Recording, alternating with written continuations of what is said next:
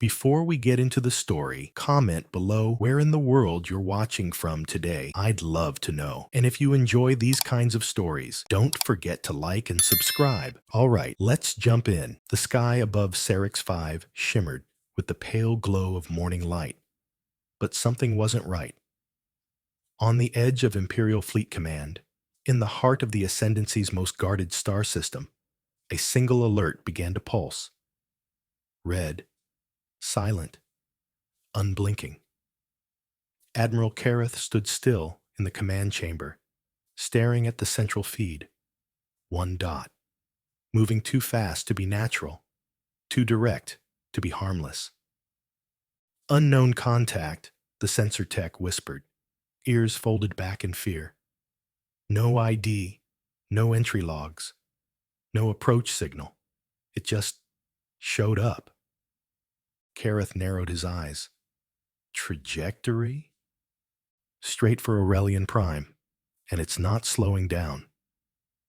Silence dropped across the room like a bomb. Every ship in the galaxy was tagged, logged, known, even criminals, even rebels. But this thing, it wasn't spoofing its signal. It had no signal, like the universe had forgotten it on purpose.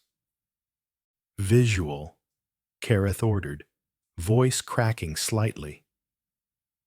The display flashed, and there it was.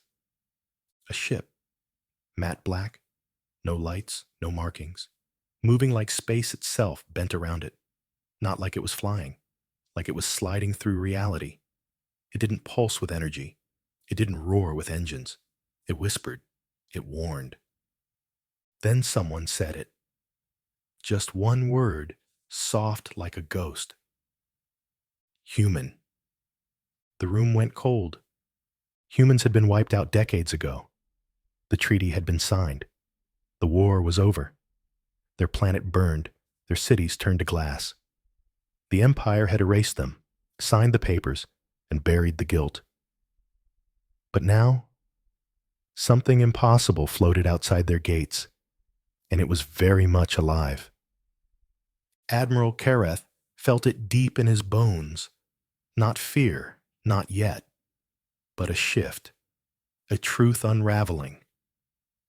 The war hadn't ended. The Terrans had just gone quiet. Kareth's jaw tightened as the sensors tried to focus, but the ship's outline shimmered like a shadow caught between dimensions. It wasn't supposed to exist. Not physically, not historically. Not after the Treaty of Soulgrave. That document had marked the end. Signed in the ruins of Earth's orbit, with both sides broken and bleeding. The Empire had made a promise. No more violence, no more cleansing strikes, no more hunting of the survivors. But promises, Kareth knew, were only words. And the Empire was built on forgetting. Now the past had come back in matte black metal, moving faster than light regulations allowed, cloaked in silence, and radiating something older than war. Vengeance. He turned to his comms officer. Have the perimeter fleets hailed it? The woman looked up, visibly shaking. All frequencies, standard and emergency bands. It's transmitting, but not in our language. A pause. It's using something old, Terran Standard, from pre-war archives. Kareth's stomach dropped. Translate it. The speakers in the chamber crackled, and then a voice echoed through the command deck. Human. Not robotic. Not artificial. It was low, steady, and cold. You broke the treaty. You burned our skies. You lied to your people. Now, your reckoning begins. The silence that followed was louder than the voice itself. Officers exchanged glances, some stepping back from consoles as if distance might protect them. A few whispered prayers in forgotten languages. Kareth stared at the display, fists clenched behind his back. It's bluffing, he said, though no one believed it, not even him. Then came the second message, unprompted, cutting through every encrypted firewall like a blade through cloth. A different voice, younger maybe, but edged with rage. This is the THV remembrance. No further warnings. You violated the accord. You ended Earth. We end silence. The signal dropped. The dot on the display moved again. Faster now. Admiral, the sensor tech said, voice a strained whisper. It's accelerating. No ship moves like this. Not this close to a gravity well. Kareth watched in disbelief as defense beacons across the orbital ring failed to engage. Turrets didn't lock on. Tracking systems flickered, then went dark. What's happening? He barked. Why aren't the guns firing? The AI says there's nothing to fire at, someone muttered. It doesn't recognize the ship as a threat. It doesn't recognize it at all. Override it, Kareth snapped. I can't, came the reply. It's already inside the mainframe. Static burst across half the displays in the room. One after another, systems began shutting down. One terminal burst into flame as its circuits overloaded. And on the main screen, the ship grew larger, clearer, still silent, still gliding. And then it stopped, just outside the orbit of Aurelian Prime. The entire station trembled slightly. Nothing physical, just a ripple, as if the universe itself were holding its breath. Then the feed changed again. Not through their systems, but on every screen, across civilian networks, across ships docked in orbit, across neural links still plugged into sleeping passengers. A broadcast. And it wasn't just a warning. It was history, footage, old and buried, of Earth. Not the Earth from propaganda reels, the peaceful planet the Empire claimed destroyed itself, but the real Earth. Cities bathed in sunlight, oceans glimmering with life, children playing in the streets beneath old-world sky domes. Then came the second half, the ships, the fire, Empire banners casting shadows over burning towers, skyships vomiting radiation into blue skies, cities flattened by energy blasts. The last message of Earth's planetary governor played over the images, a trembling voice swallowed in static. To the stars, if anyone finds this, they lied. We bent the knee. They broke the treaty. Make them remember. People across Aurelian, across the Ascendancy, stared at their screens in disbelief. Civilian transports stopped in place. Mining colonies halted drills mid-cycle. Even the slums of orbit rim stations, long forgotten, went still. Because the story they'd been told their whole lives had just cracked open. The Terrans hadn't destroyed themselves. They were betrayed. The room shook again. This time, physically. The Admiral stumbled forward, catching the edge of the central console. Red lights burst on across every wall. Impact detected. Low orbit. Something just launched from the ship. Missile. Number no heat trace. No engine red. It's falling. Straight through the atmosphere. And a pause. It's landed. Where? Central Spire District. Capitol Grounds. Kareth froze. That was inside the shield perimeter. Inside the most secure zone on the planet. How? That's impossible. Another feed blinked on. Local security cams. One by one, they cut to static. But not before showing a shape. A figure, tall, walking. Something black and humanoid, cloaked in armor that looked burned and broken, yet moved with perfect precision. It didn't run. It didn't dodge. It didn't need to. "Admiral," said the comms officer, pale as frost, "we've received a message from the landing site. Direct transmission, not broadcast."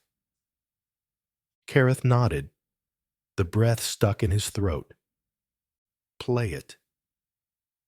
The voice returned, the same calm human tone from before. But now it was personal. "You promised peace. You gave us fire. Now we bring it back." Another pause. "This is not conquest.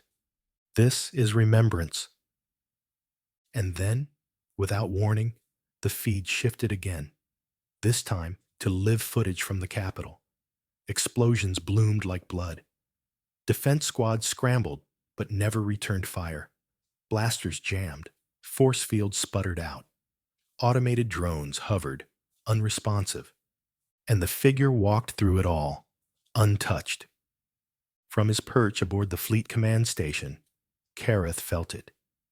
Not just fear, but history rising up from the ashes, teeth bared, fists clenched, memory sharpened into a weapon. They broke the treaty, and now the ones they thought extinct had come to collect. The Capitol shook again. Not from an explosion, not from anything physical, but from something deeper. A realization spreading like poison through every floor, every corridor, every whisper. Something they all thought impossible had arrived, and it wasn't asking questions. In the Grand Council Tower of Aurelian Prime, Chancellor Velix paced before a wall-sized display. Her robes were still crisp, her posture tight, but her eyes betrayed her, a crack of fear behind the authority. Her aides circled around like frightened birds, whispering reports, gesturing to broken links, frozen fleets, and silent AI. The news was the same in every quadrant. The systems weren't failing. They were surrendering. The Empire's core was built on perfect control, layered defense networks, self-regulating drones, and algorithms designed to eliminate threat before it could think. It was supposed to be unbreakable. And yet, the systems weren't even reacting because they didn't recognize the Terran ship as real. The THV remembrance existed outside the Empire's logic. No biometric data, no registration code, not even physical dimensions the sensors could agree on. One report called it 300 meters. Long. Another said 5 kilometers. It was as if the ship wore a cloak of unreality, bending truth wherever it drifted, and it was still drifting. After dropping its payload, whatever that thing was, it hadn't left. It just stayed there, watching. Above the skies of Aurelian Prime, the remembrance hovered like a wound in space. Sunlight didn't hit it. Gravity didn't tug at it. It sat in orbit like a dark memory finally remembered. Inside the Capitol, the object that had fallen, no, landed, was already moving.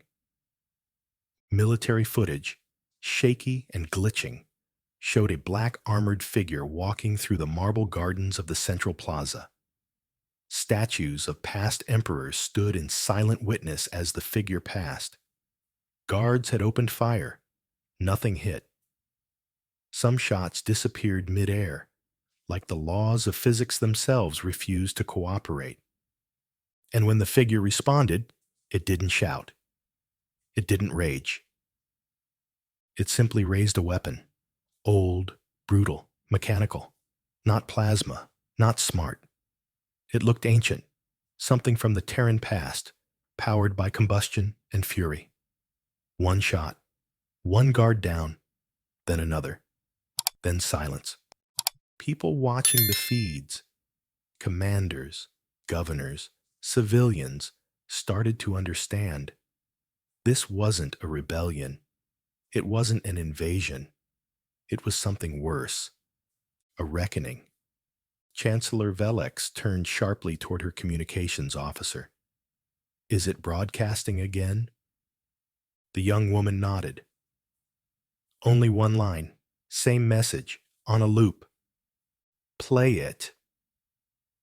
The voice returned, cold, human, unmistakable. Treaties are for the living. We died the day you signed it. Another beat. Now you join us. The Chancellor stumbled back into her chair. How is this possible? She muttered. We saw Earth burn. We. Her voice cracked. She didn't finish the sentence. A different officer, older and heavily scarred from the Jara campaign, stepped forward. We didn't just break the treaty, he said. We buried it, along with everything else. He held up a datapad. This footage, this message, it's not from now. It's from the war, from the last battle over Earth. A fail-safe transmission, something they buried in our archives. And the remembrance, it triggered it just by entering orbit. Why? The Chancellor asked, voice thin. Because they always planned to come back. Down below, in the heart of the city, crowds had gathered. Civilians stood in clusters beneath the rising towers, staring at sky panels that had gone blank. All networks had been overridden. The Empire's broadcasts were silenced. No news anchors, no calming messages, just static. Followed by that same line, you broke the treaty. Even children stood still, watching the words scroll across the sky. They didn't understand history, but they could feel what was happening. Their world had changed. And then, a new feed began. Without warning, every screen lit up again. This time not with the Terran voice, but with something else. Older, raw, footage. The Jara conflict, Earth's last days. Not the edited, censored clips taught in schools, but real recordings, unfiltered. Cities breaking under orbital fire. Crowds begging for mercy. Soldiers shielding children. Leaders screaming for a ceasefire as Terran networks collapsed. Then came the scene that shattered the illusion. A treaty being signed. Terran leaders. Imperial ambassadors. A room. Quiet. Heavy with dread. And above them, the treaty's first line burned into the display. The Empire agrees to cease aggression. The Earth shall remain sovereign. No further strikes. Seconds later, the footage jumped. Explosions. Ships turning mid-space. Imperial weapons locking onto Earth's moon. The betrayal wasn't strategic. It wasn't a command decision. It was planned. And the treaty had been a trap. The crowd below didn't cheer. They didn't shout. They just stood there, thousands of them, watching their own history unravel. And up in orbit, the remembrance hovered quietly, still watching. In the command room, Admiral Kareth stared at the sensor logs, silent. Then he said something no one expected. They weren't just angry. They were waiting. Everyone turned to him. He looked up slowly. We didn't kill them all. They knew we wouldn't. That's why they made us sign the treaty. They needed time. Time to build something we couldn't understand. Time to become something else. Another alert blinked on the screen. A new ship, not the Remembrance. This one, even darker, even less real. A jagged outline like someone had carved a shadow into space and told it to move. The sensors didn't know what to call it. The readout came back with 3 words: no known classification. Origin, human. Designation, unknown. Admiral Kareth stood tall, voice barely audible. They're not just back. His eyes locked on the new object appearing over Aurelian's horizon. They're multiplying. The moment the second ship appeared, everything changed. Unlike the Remembrance, which glided with eerie precision and haunted silence, the new vessel tore into orbit like a wound reopening. It didn't decloak. It didn't arrive with elegance. It crashed into existence, punching a hole in space itself, as if it had clawed its way out of a prison of gravity and silence. Its hull was crooked, scarred, asymmetrical, like it had been rebuilt over and over from broken parts. It bore no name, no insignia, just a single line of white symbols scorched into its side, jagged and furious. One for each life lost, or maybe one for every promise broken. In the Fleet Command Tower, Admiral Kareth didn't speak. He didn't need to. Every officer, every analyst, every watching eye in the room understood. The Remembrance had not come alone, and the second ship had not come to watch. "Commander," one of the technicians whispered, almost unwilling to believe the readings. "It's deploying. Objects. Thousands. No propulsion, no targeting systems, just dropping." Kareth leaned forward, squinting at the tactical display. It was a scatter pattern, not random, precise. The pods fell in silence, each one spinning as it entered atmosphere. The air didn't burn them. The shields didn't stop them. Nothing triggered. They were invisible to the Empire's defense network, just like the Remembrance. And then they began to land. Not in one place, not in military bases, not on battlegrounds. Everywhere. The forests of Oria's southern continent, the oceanside towers of New Chiron, the markets of Aurelian Prime, even the frozen outposts in the shattered belt, where no war had touched in centuries. With each pod that landed, the Empire's grip slipped further. Some struck like meteors, carving craters into the ground, breaking open with a hiss of steam and old fury. Others settled gently, their blackened metal surfaces unfolding to reveal humanoid figures, soldiers in mismatched armor, helmets that bore no unit tags, and rifles that looked like relics from a forgotten past. But they weren't broken. They were built like survivors. These were not polished, pristine storm units.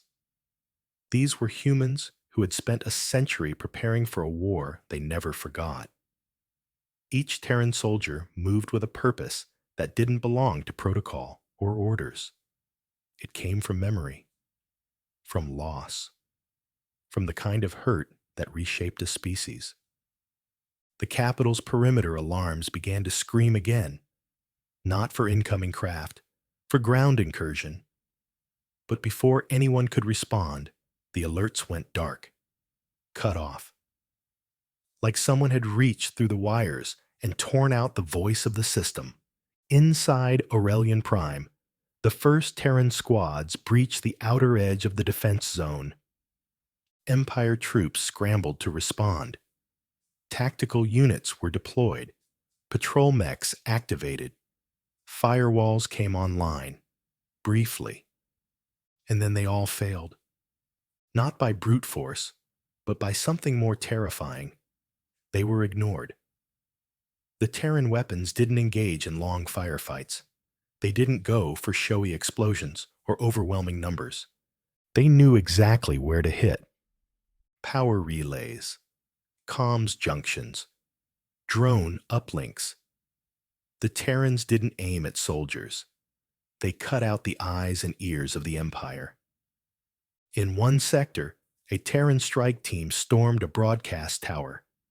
The defenders inside reported no signs of life outside, until the doors melted in a shower of white-hot sparks. The footage that survived showed 6 armored figures entering in silence. No shouts, no commands, just a sweep. Clean, mechanical, deadly. They left the guards alive. But they took the servers. That was what frightened the command staff most. Not the violence, but the restraint.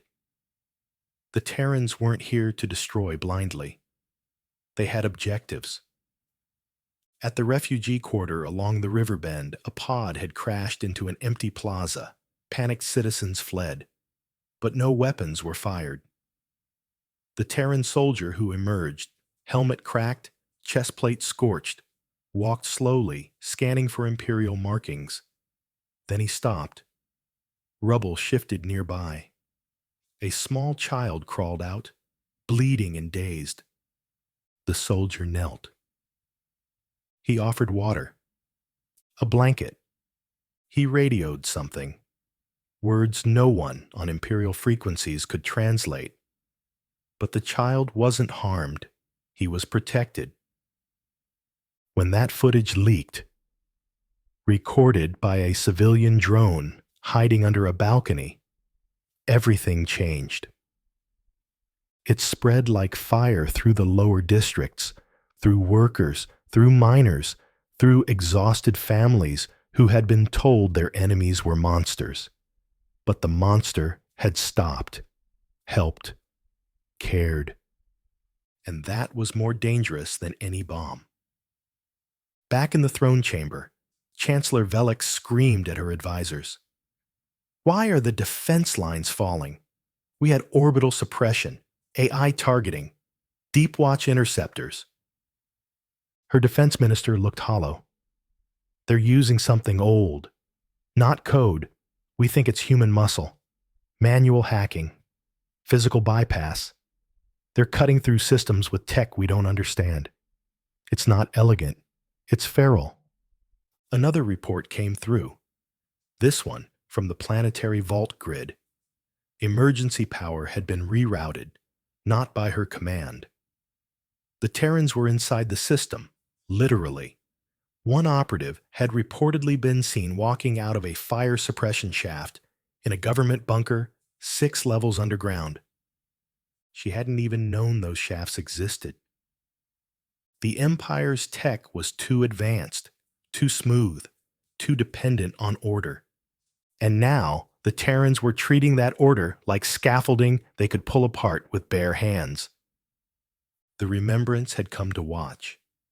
The second ship, the scarred one, had come to unleash the storm. But there was a third force the Empire hadn't seen yet. People. Their own people. All across the colonies, the transmissions had reached out. Unauthorized feeds, ghost channels, hijacked pirate bands. They showed the truth. Earth burning. Children crying beneath ruined skylines. The Empire's ships firing even as the treaty was signed. Now civilians were turning. Some were defecting. Some were simply walking away from their posts. Some were picking up Terran weapons dropped by fallen soldiers and aiming them at their own commanders. A quiet revolution had begun, fueled not by ideology, but by memory. The Empire had built a civilization on lies, and the Terrans had come to remind everyone, not with a fleet, not with bombs, with a story. Of course, here's the continued script, moving into the third topic, the spread of the Terrans' message and the internal collapse of the Empire. This section dives deeper into the fallout of the invasion, the psychological unraveling of the Empire, and the Terran's control of the narrative, all while keeping the story open for continuation. The story spread faster than the Empire could silence it. What began as a signal, an ancient Terran voice broadcast through hijacked towers and dying satellites, became something else entirely. A ripple, a wave, a sickness in the circuits of the Empire's perfect machine. First, the capital screamed. Then the colonies whispered. Then, the stars answered. In distant outposts far beyond the Aurelian system, in frozen mining platforms and orbital trade lanes once loyal to the Ascendancy, the message arrived, uninvited, unavoidable, unfiltered. Not just words, not just images.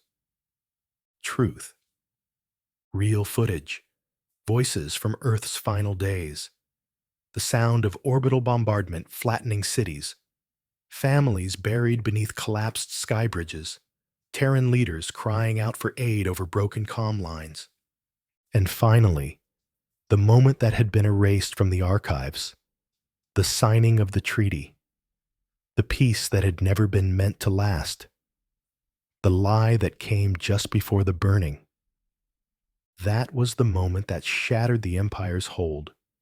Not the bloodshed, not the invasion, but the realization that the truth had been stolen from them.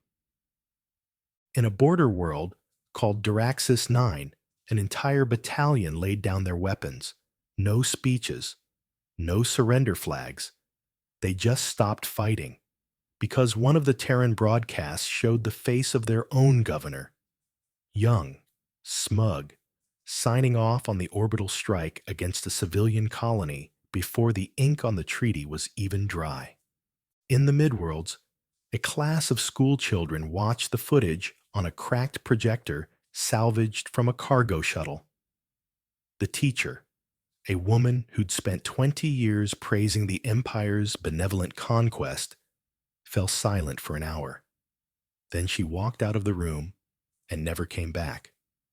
On the ice-covered moon of Serai Theta, a transmission tower technician patched the Terran message into the system's master comnet.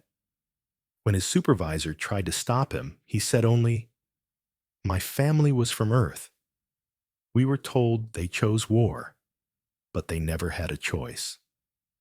And all the while, above Aurelian Prime, the Terran ships waited.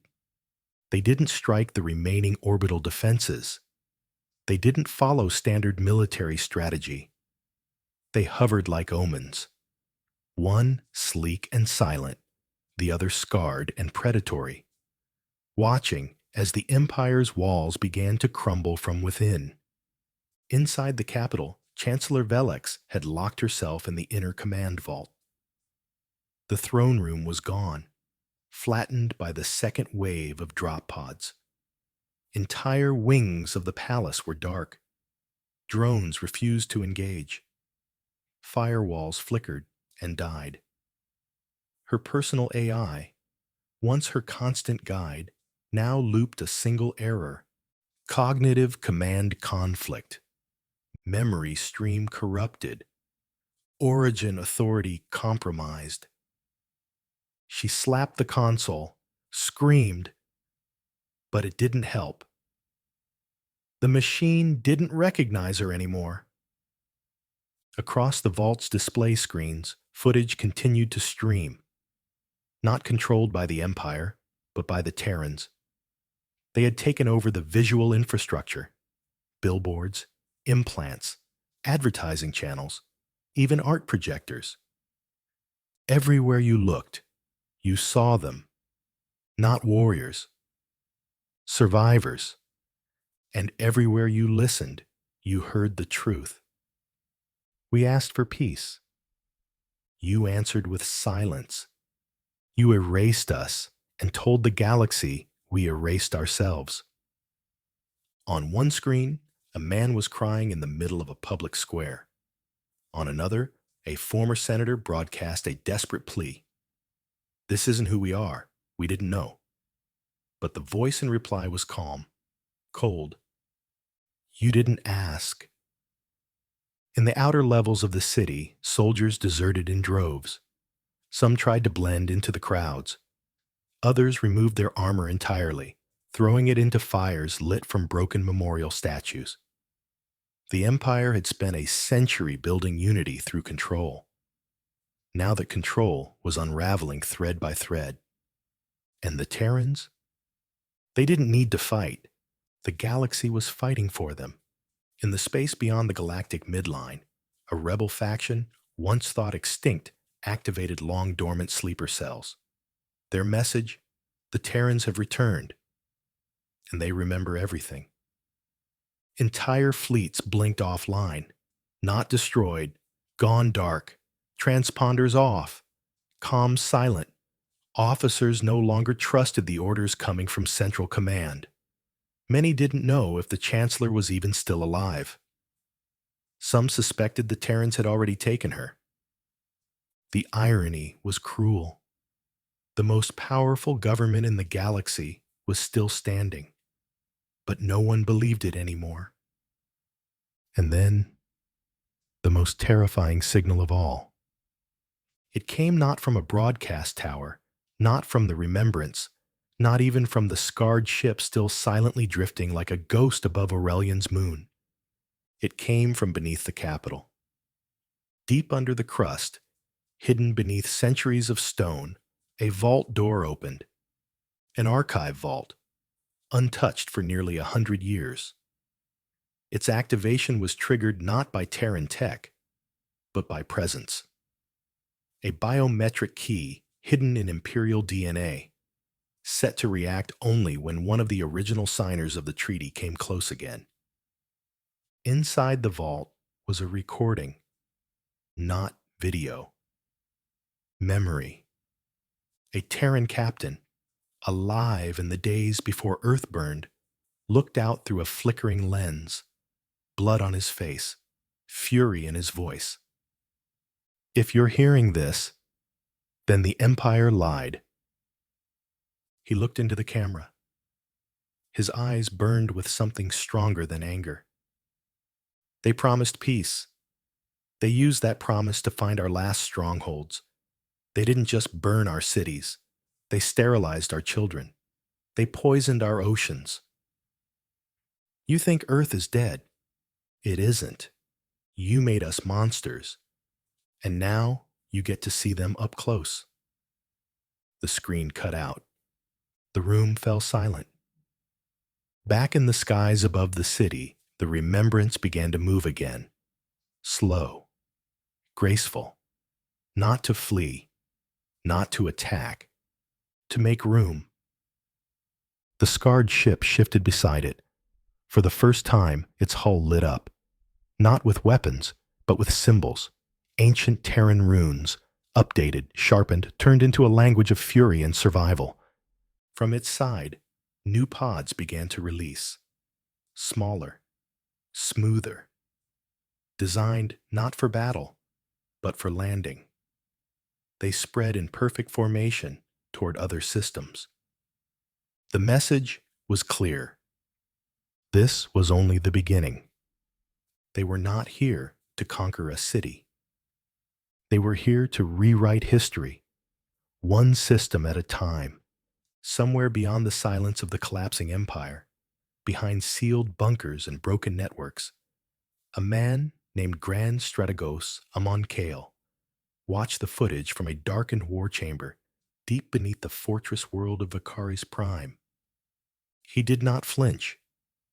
He had been watching since the beginning. He had seen the Remembrance appear. He had tracked the descent of the unnamed dreadnought. He had studied the pod drops, counted the insurgent movements, and listened to the Terran message replay across every frequency in the galaxy. But he didn't weep. He didn't tremble. He smiled. Because while the galaxy mourned its history, Coyle remembered a different kind of past. Not Earth's destruction, but its last defense. He tapped a black console embedded in the arm of his command chair. From behind him, rows of cryogenic vaults hissed open, releasing coils of frost and light. Figures stood inside, barely human, spliced with void tech, grafted with cybernetic feedback loops built from the last data extracted during Earth's fall. Not Terrans. Weapons made in their image. These are the Empire's forgotten sins, Kale muttered. Let them see what we built from their ashes. Protocol. Lazarus Zero activated. Across the icy heart of Vakari's Prime, the old war code spread like frostbite, activating deep layer AI, buried weapon systems, and resurrection labs no one had dared touch for decades. Kale had not been loyal to the Chancellor. He had not even been loyal to the Ascendancy. He was loyal to war. And now, at last, the war was coming home. 12 hours later, the Terran Remembrance and the Dreadnought had moved beyond Aurelian. Their message had saturated the Empire's core systems. The cities no longer resisted.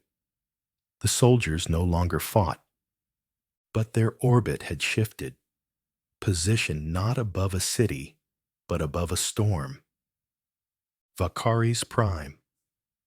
The last stronghold, the last wall. Wraith 9 stood alone inside the drop chamber of the Remembrance. Her armor bore the scars of 2 campaigns, Aurelian and the colony rebellions before it. Her eye glowed blue beneath the visor. Her breath was calm. We've received no surrender notice, said the strategist behind her. Kale has activated the Lazarus Guard. Wraith didn't move. They're not AI, the officer continued. They're old Terran corpses, spliced, reprogrammed, warped by Empire code. They're still ours, Wraith said quietly. They were made from Earth. And they'll kill anything that reminds them. She turned slowly. Then I'll remind them what they were. Her pod dropped first. On the surface of Vakari's Prime, snow howled across metal valleys. Pillars of frost stretched to the sky. Buried bunkers opened like gaping mouths, and the Lazarus Guard stepped out. 9 feet tall. Grotesque. Mechanical shrieks echoed from their skull-like speakers. Loops of fragmented Terran language mangled by decades of Empire interference. Wraith landed between them. She didn't fire. She walked. One of the Lazarus twisted its neck unnaturally toward her, its broken voice box vibrating. Eat! Her! Thuh! Another raised its weapon, screaming a war cry that wasn't human anymore. Wraith activated her suit's memory burst. A pulse of raw, Terran data. History, voice, music, language, memories from Earth. Families laughing, oceans moving, the hum of city streets, the sound of a baby's first breath. The Lazarus Guard froze. They remembered. One by one, the lights in their helmets blinked, then dimmed, then shut off. Kale screamed from the command chamber, pounding his fist on the terminal. No! No! They're mine! But they weren't. Not anymore. The last weapon he had, the one meant to erase Earth, remembered Earth. The final strike was silent. The dreadnought descended without a word. It didn't need to fire a gun. It landed. And Kale's fortress cracked under its weight. Wraith stepped through the shattered command door, rifle slung, eyes unblinking. Kale stood at the center of his control platform, armed with a blade of black plasma carved from dead stars. I should have killed you with the rest, he hissed. Wraith stopped. You did, she said. and fired. One shot, no hesitation. Kyle's body dropped, crumpling like a ghost released from its anchor. 3 days later, the Empire no longer existed. The Chancellor had been found, broken and silent, in the ruins of Aurelian's palace. Every major system had gone dark. Entire fleets defected. Colonies raised the Terran banner, not in conquest, but in remembrance. The Terrans didn't claim land. They didn't establish control. They left behind symbols, warnings, and most of all, truth. Every world that once served the Empire now knew what really happened. Not the Empire's version, not the history books, the truth of Earth, of the treaty, of the war they never wanted. Above the galaxy's core, the remembrance hovered one last time, broadcasting its final message. We did not return for vengeance. We returned for memory. You buried Earth. But Earth was never a place. It was a people. And we are still here. The dreadnought turned away first, engines quiet, fading into the dark. The remembrance followed, and just like that, they were gone. In the years that followed, new alliances were formed.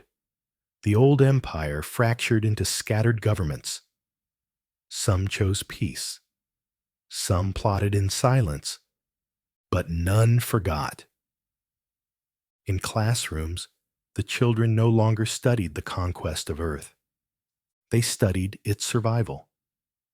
And on the oldest planets, on stone walls, on steel towers, on the sides of ships reborn from war, 3 words were written, always in blue and white. Earth remembers you.